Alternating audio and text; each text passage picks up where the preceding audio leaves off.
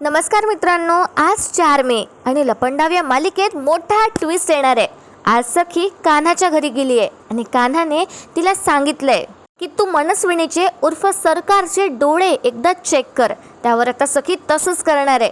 सखी घरी डॉक्टरला बोलवणार आहे आणि सगळ्यांसमोर या खोटारड्या मनस्विनीचे डोळे ती चेक करणार आहे आणि जर हिचा चेहरा सगळ्यांसमोर आला तर खूपच मजा येईल। बघूया मित्रांनो कसं काय झालं ते। त्याआधी ज्यांनी चॅनलला सबस्क्राईब नसेल केलं तर चॅनलला सिरियलच्या अपडेटसाठी सबस्क्राईब करा आणि व्हिडिओला लाईक करा। सुरू करूया आजच्या भागाला। तर आजचा भाग सुरू होतो। रात्रीची वेळ असते आणि सगळेजण हॉलमध्ये असतात। सखी आता वेदूला हाक मारते आणि म्हणते, वेदू जेवणाचं बघशील? त्यावर आता वेदू म्हणते, बरं बाप्पा, मग आता तुम्हीच सांगा ना काय बनवतं? त्यावर आता सखी म्हणते, काहीही चालेल, पण फक्त जे बनवशील ना ते जास्त तिखट बनवू नकोस। आणि आता सखीच्या तोंडून एकदम निघून जातं, कान्हाला तिखट नाही आवडत। आणि हे ऐकल्याबरोबर घरातले सगळेजण आता सखीकडे पाहू लागतात। पण मात्र आता या मनस्विनीला राग येतो आणि ती मनात म्हणते सखीकडे बघतच, तो कान्हा तो युजलेस घराबाहेर पडलाय। पण अजूनही या सखीच्या मनातून पूर्णपणे बाहेर गेला नाही आहे हा। त्यानंतर ती नाटक म्हणून सखी समोर जाते आणि म्हणते, शांत हो सखी। आणि हे आता मनस्विनी मुद्दामच सखीला म्हणते, सखी दुपारी आहे ना खोलीत मला मनस्विनीची एक वस्तू सापडली आणि बघून खूप त्रास झाला। मला तिचं अस्तित्व जाणवलं। तुझ्या रूम मध्ये पण कानाच्या वस्तू असतील ना आणि बघून तुला त्रास होत असेल? त्यावर आता सखी म्हणते, हो आई, तुझं बरोबर आहे। ते गेलेल्या माणसाच्या वस्तूंमुळे त्याच्या अस्तित्वाची जाणीव होते। पण जो माणूस आता या घरातच राहत नाही त्याच्या वस्तू ठेवून तरी काय करू मी? तुझं बरोबर आहे। सखी आता थोडी हायपर होते आणि म्हणते, मी आत्ताच्या आत्ता त्या कान्हाच्या सगळ्या वस्तूंचा बंदोबस्त करते। सखी लगेच आता तिच्या खोलीत जाते आणि आता ही मनस्विनी खूपच आनंदी असते। तर बघा मित्रांनो काय होतं। सखी तिच्या खोलीत जाते आणि तिथे ड्रॉअरवर जी कान्हाची ऑफिसची बॅग असते ती बॅग आधी सखी फेकून टाकते। त्यानंतर सखी ड्रॉअर उघडते आणि मग ती तिच्या रूममध्ये असलेलं कपाट उघडते ज्यामध्ये कान्हाचे सुद्धा कपडे असतात। सखीला आता कान्हाच्या कपड्यांकडे बघून सगळी जुनी आठवणं तिची डोळ्यासमोर येत असतात। कसं कान्हा आणि सखीने मिळूनच वॉर्डरोब सेट केलं होतं हे सगळं सखीला आठवतं।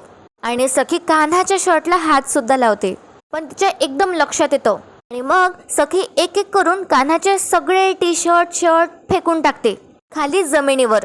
तितक्यात तिथे आता गौतम येतो आणि सखीला म्हणतो, सखी अगं काय हे? अगं बाळा, तू वरवरचा राग काढशील पण जो मनात साठून राहिलाय त्याचं काय करशील? आता सखीला काही समजत नसतं आणि ती गौतमला म्हणते, मग काका मी काय करू? मला नाही कळत आहे। तर गौतम आता सखीला म्हणतो, माझा ऐकशील? तुझा जो हा काही राग आहे ना, तुझ्या रागाला तुझ्या प्रेमावरती विजय मिळून देऊ नकोस। शांत राहा, शांततेने विचार कर आणि शांत राहून विचार कर। त्यावर आता सखी गौतमला म्हणते, अरे काका, आता सगळं स्पष्ट झालंय, एकदम क्लिअर, अजून काय शिल्लक आहे? तर गौतम म्हणतो, जे दिसलं नाही ते, जे आजपर्यंत तुझ्यापासून लपून राहिलं होतं ते, आणि हो वेळ आल्यावर तुझ्या समोर येईल ना ते सुद्धा। सखी आता म्हणते, काका तू किती शांतपणे बोलत आहे। खरंच तुझं कौतुक वाटतं रे, पण आता कान्हाच्या बाबतीत मीच बरोबर आहे। गौतम परत सखीला समजावून सांगतो आणि म्हणतो, सखी असं डिसिजन घेऊ नको लगेच, तू प्लीज शांत राहा ग, जरा सेटल व्हायला वेळ तर देशील? त्यावर आता सखी म्हणते, इतकं सगळं होऊन बसलंय तरी तू कान्हाची बाजू का घेतोयस? त्याने कुल्फीचा जीव वाचवला होता म्हणून का? त्यावर आता गौतम म्हणतो, नाही, मी सगळ्या गोष्टींचा विचार करतोय म्हणून। सखी मी माझ्या मनाचं ऐकतोय, तूही तेच कर। डोळे आपल्याला एक वेळेस फसवतात पण आपलं मन आपल्याला फसवू शकत नाही।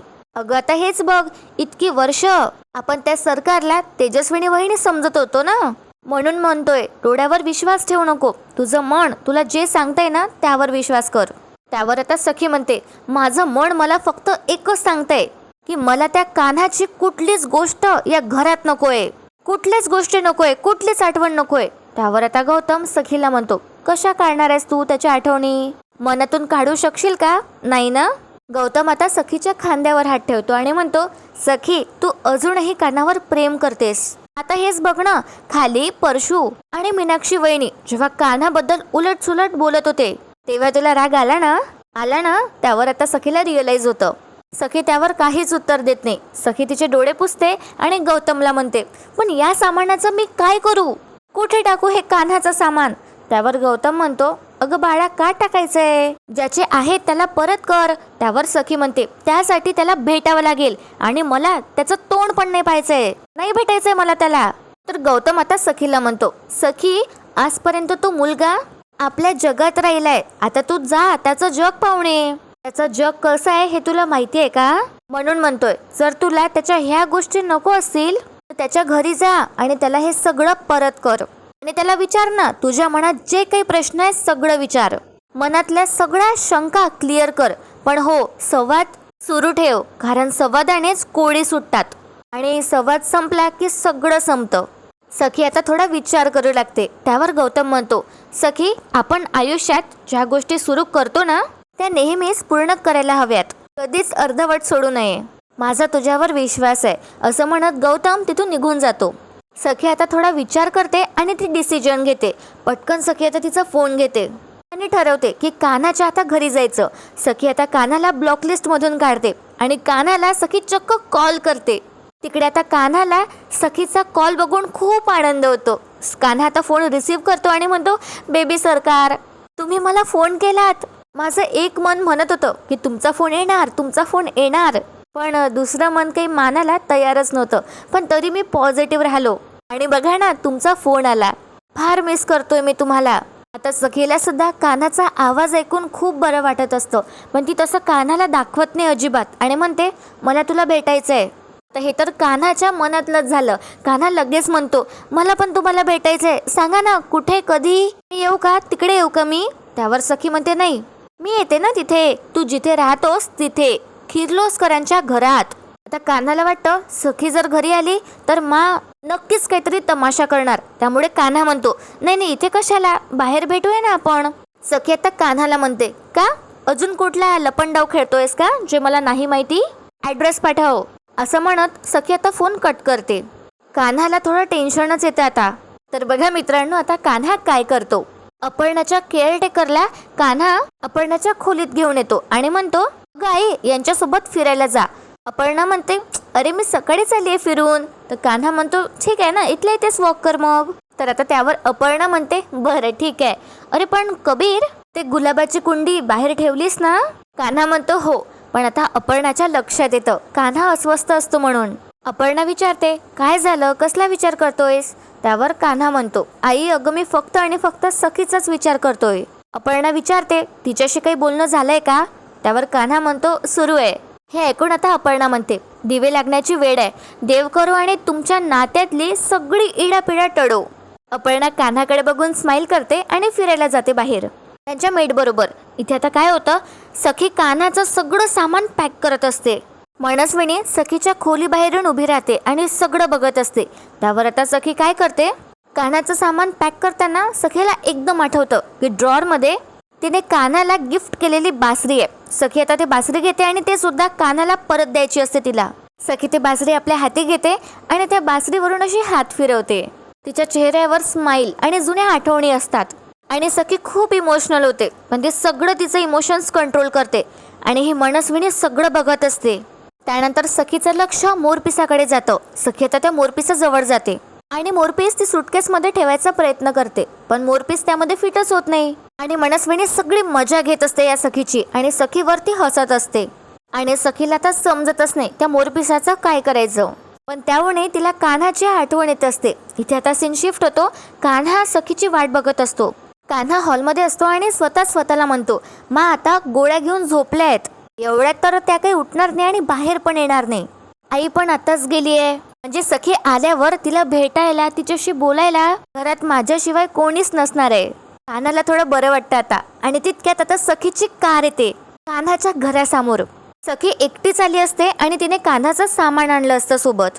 इकडे कान्हाला थोडं टेन्शनच येतं. कान्हा स्वतःला म्हणतो, खूप जपून बोलावं लागेल कबीर, शब्द आणि शब्द जपून वापरावा लागेल. फायनली सखी घरी येतेय. कान्हा आता खूप आनंदी असतो आणि थोडा टेन्स सुद्धा असतो. सखी आता कान्हाचं घर असं ऑब्झर्व करते. तिचं आता खाली लक्षच नसतं आणि कान्हाला हे काहीच माहिती नसतं. कान्हा आतमध्ये असतो आणि चालता चालता सखीला पायरी लागते आणि तिच्या धक्क्याने गुलाबाची कुंडी तुटते. तीच कुंडी जी कान्हा आणि अपर्णाने सकाळी आणली होती आणि मातीतली कुंडी जे कुंडी सुद्धा फुटते आणि माती सुद्धा बाहेर पडते. इथे आता आतमध्ये कान्हाच्या लक्षात येतं की त्यांच्या हॉलमध्ये मोठा फोटो फ्रेम आहे. कान्हा स्वतःला म्हणतो, जर सखीने हा फोटो बघितला तर तिच्या लगेच लक्षात येईल की तिने ज्या बाईला हॉस्पिटलमध्ये बघितलं ती बाई माझी आई आणि तिची सासू आहे. नाही, आईची आणि सखीची भेट नाही झाली पाहिजे असं कान्हा आता स्वतःला म्हणतो. इथे आता फ्लावर पॉट तुटल्यामुळे आवाज झाला असतो. तर अपर्णा आणि तिची जी मेड असते त्या दोघी सुद्धा येतात बघायला. अपर्णाला खूप वाईट वाटतं ती कुंडी तुटली असते म्हणून, पण ती ऑब्झर्व करते सगळं. आणि सखी काय करते, सखी तिथे ठेवलेली नवीन कुंडी बाहेर काढते, सगळी माती त्यामध्ये टाकते आणि मग गुलाबाचं रोप सुद्धा ती त्यामध्ये लावते. तर ही जी मेड असते ती फोनवर बोलत असते आणि तिच्या लक्षात येतं ती आता जाणार असते सखीची मदत करायला. पण अपर्णा तिला थांबवते आणि म्हणते थांब. अपर्णा आता सगळं कौतुकाने पाहू लागते. अपर्णाला सखीचं काही फेस दिसत नसतं कारण अपर्णा सखीच्या मागे उभी असते. त्यानंतर सखी छानपैकी कुंडी सेट करते, त्यामध्ये माती वगैरे टाकून रोप लावते आणि त्याला पाणी सुद्धा देते. तर हे सगळं बघून अपर्णाला खूप छान वाटत असतं. आता सखीकडून चूक झाली म्हणून ती सामोर नाही जात, त्याला नकारत नाही, तिची चूक ती सुधारते. असं आता इथे काय होतं, कान्हा पटकन लाल कपडा घेतो आणि फोटो फ्रेमवर टाकतो. सखीचं लक्ष त्या फोटो फ्रेमकडे जाऊ नये म्हणून सखी आता तिचे हात वगैरे धुते आणि त्यानंतर सखी त्या गुलाबाच्या फुलाकडे बघते आणि म्हणते गुलाबाला काटे नव्हते, बरं झालं. त्यानंतर सखी आता कान्हाची सुटकेस घेते आणि आतमध्ये प्रवेश करायचं ठरवते. आता कापड वगैरे टाकून झाला असतो फोटो फ्रेमवर. कान्हा त्याच्या वॉचकडे बघतो आणि म्हणतो शुभम करोती म्हणायची वेळ झाली आहे. सखी असताना एकत्र म्हणायचो. पण आता कान्हाला माहिती नसतं की सखी एक्झॅक्टली कधी येणार आहे. कान्हा म्हणतो सखीची वाट बघत बसलो तर उशीरच होईल, एकटंच करून घेतो. आणि दुसरीकडे आता सखीचे जे पाय असतात खाली पडलेल्या मातीमुळे तिचे पाय भरतात. तर दुसरीकडे कान्हा देवघरात जातो आणि शुभम करोती म्हणू लागतो.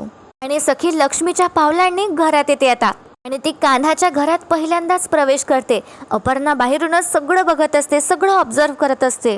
आणि सखीचे पाय जे मातीने भरले असतात त्यामुळे सखीच्या पायचे ठसे सुद्धा आता यांच्या घरात उमटतात.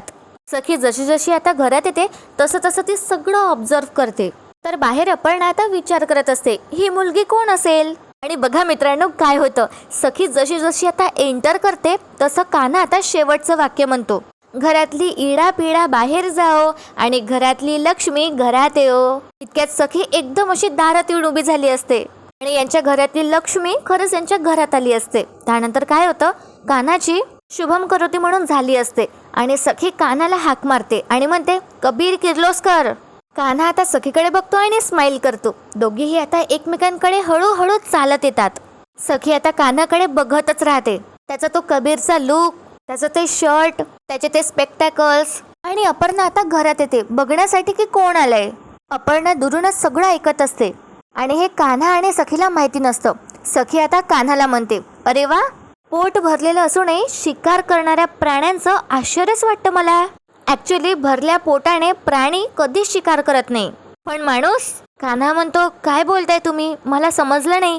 तेव्हा सखी म्हणते खरंच समजलं नाही का, इतकं मोठं प्लॅनिंग करणाऱ्याला एक टोमणा सुद्धा कळू नये, अवघड आहे. अपर्णा तर सगळं ऐकत असते. त्यानंतर सखी म्हणते मला हेच म्हणायचं होतं की आहेस तू एवढा श्रीमंत आहे तरी तू पैशाचा हाव केलास. अरे प्रॉपर्टीसाठी चालास ना माझ्या आयुष्यात. इतकी स्वार्थी आणि पैशासाठी हापापलेली माणसं खरंच असतात या जगात. ह्यावरही आता विश्वास बसायला लागलाय माझा. कान्हा म्हणतो सखी मॅडम प्लीज तुम्ही माझं म्हणणं आधी ऐकून तरी घ्या. सखी म्हणते नाही, मला काहीच ऐकून घ्यायचं नाहीये आणि मला तुझ्याशी बोलायचं पण नाहीये. मी इथे मला नको असलेल्या तुझ्या वस्तू परत करायला आली आहे. आता अपर्णाच्या थोडं थोडं लक्षात येतं. कान्हा म्हणतो तुम्ही हे माझं सामान द्यायला इथे परत आल्यात. सखी म्हणते हो, कारण मला कान्हा महाळे कबीर किर्लोस्कर याची एकही वस्तू माझ्या घरात नकोय, याची एकही आठवण नकोय. आता सामान परत करतेय, उद्या आठवणी विसरेल. असं म्हणत आता सखी जाणार असते. कान्हा सखीचा हात पकडतो आणि म्हणतो सन्हा कधीच संपू शकत नाही. सखी आता रागानेच बघते कान्हाकडे आणि तिचा हात झटकते. पुढे आता कान्हा सखीला म्हणतो सखी आणि कान्हा याने मिळून बनलंय सन्हा. आणि मित्रांनो आजचा भाग इथेच संपतो, पण उद्याच्या भागात आपण पाहणार आहोत. सखी कान्हाला म्हणत असते की कबीर किर्लोस्कर माझा तुझ्यावर आता विश्वासच नाहीये. त्यावर कान्हा म्हणतो मग कोणावर विश्वास आहे. त्या बाईवर जी तुमच्या घरात तुमची आई म्हणून शिरली आहे. तर सखी म्हणते तिने स्वतःला सिद्ध केलंय. त्यावर आता कान्हा सखीला डायरेक्टच म्हणतो, डोळे चेक केलेत का तिचे? त्यावर आता सखी म्हणते, ठीक आहे, भेटूया उद्या खऱ्या खोट्याचा निकाल लावायला. आणि दुसरीकडे आता सखी या मनस्विनीला सांगणार आहे की आपल्या घरी डॉक्टर्स येणार आहे आणि तुझे डोळे चेक करणार आहे सगळ्यांसमोर. आणि ही मनस्विनी आता जाम घाबरते. तर बघूया मित्रांनो, आता ही मनस्विनी पकडल्या जाते की ही अजून कोणता नवीन डाव आखते? तुम्हाला काय वाटतं? कमेंट्समध्ये तुमची मतं नक्की कळवा. आणि आजचा भाग सखी आणि कान्हाची भेट तुम्हाला कशी वाटली ते सुद्धा नक्की सांगा. आपल्या व्हिडिओला लाईक करायला विसरू नका. चॅनलला सबस्क्राईब करा. व्हिडिओ शेवटपर्यंत पाहण्यासाठी खूप खूप धन्यवाद.